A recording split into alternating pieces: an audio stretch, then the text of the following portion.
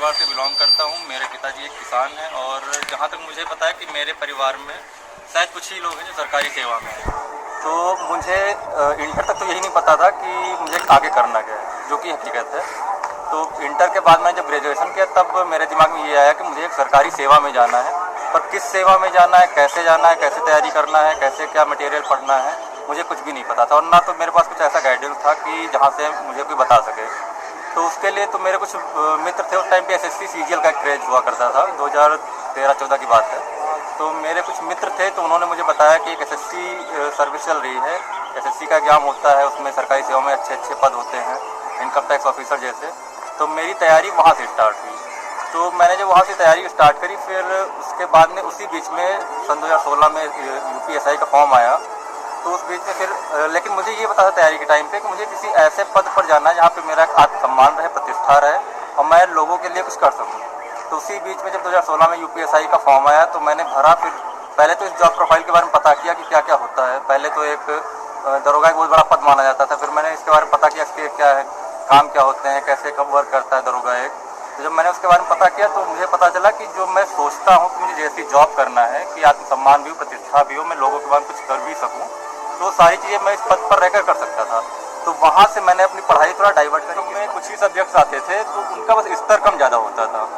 किसी एग्जाम में कुछ स्पेशल सब्जेक्ट आ जाता था, लेकिन मोस्टली जो 4 सब्जेक्ट होते हैं, हिंदी हो गया, जीएस हो गया आपका, रीजनिंग और मैथ्स, ये ऐसे सब्जेक्ट्स हैं जो लगभग सारे एग्जाम्स में आते रहते हैं। तो इनकी मुझे कोई स्पेशल तैयारी ही नहीं करनी पड़ी, क्योंकि मेरी एसएससी की तैयारी पहले से चल रही थी। तो मेरा जीएस हो गया, करंट अफेयर्स हो गया, मैथ और रीजनिंग सब की तैयारी ऑलरेडी मेरी चल ही रही थी। तो जब मैंने उसका यूपीएसआई का फॉर्म भरा तो बाकी 3 सब्जेक्ट की तो मेरी तैयारी चल रही थी, 4 सब्जेक्ट में आते हैं। बाकी मेरा एक सब्जेक्ट बचा था हिंदी। तो मैं हिंदी माध्यम से ही पढ़ा हुआ हूँ। तो वही एग्ज़ाम के लगभग 1 महीने पहले मैंने हिंदी पढ़ना स्टार्ट किया।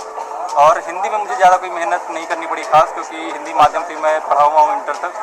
तो वहाँ तक हिंदी मैंने पढ़ी रखी है, ग्रामर। और बाकी जो मैथ्स हो गया और रीजनिंग हो गया, जीएस हो गया, तो इन सब की तैयारी मेरी एसएससी की चल रही थी। तो उसमें कोई स्पेशल मुझे मेहनत नहीं करनी पड़ी। देखिए, सबसे पहले तो तैयारी के पहले ये डिपेंड करता है कि पढ़ना सबको वही है, वही सारी किताबें अवेलेबल है मार्केट में, वही सारे मटेरियल्स हैं और वही सारा गाइडेंस है। तो उसी में कुछ लोग तो सेलेक्ट हो जाते हैं, सफल हो जाते हैं, और कुछ उसी में सेलेक्ट नहीं हो पाते हैं। जबकि साथ में तैयारी करते हैं, वही किताबें पढ़ते हैं, तो उनका तरीका कुछ थोड़ा अलग होता है।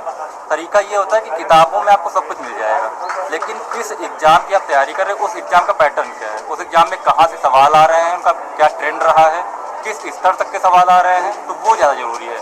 आपने पूरी किताब पढ़ ली, लेकिन आपने ये नहीं देखा कि आप जिस एग्ज़ाम को देने जा रहे हैं उस एग्ज़ाम में कहाँ से सवाल आ रहे हैं, कैसे सवाल आ रहे हैं। तो भले ही आपको बड़े सवाल पता है, लेकिन छोटा सवाल अगर आपको नहीं पता तो आप नहीं कर पाएंगे। तो सबसे पहले आप जो भी सब्जेक्ट उठाइए और जो भी पेपर आपको देना, जो भी एग्ज़ाम देना है, उस एग्ज़ाम के पहले प्रीवियस ईयर का आप ट्रेंड देखिए, उसमें कैसे सवाल आ रहे हैं।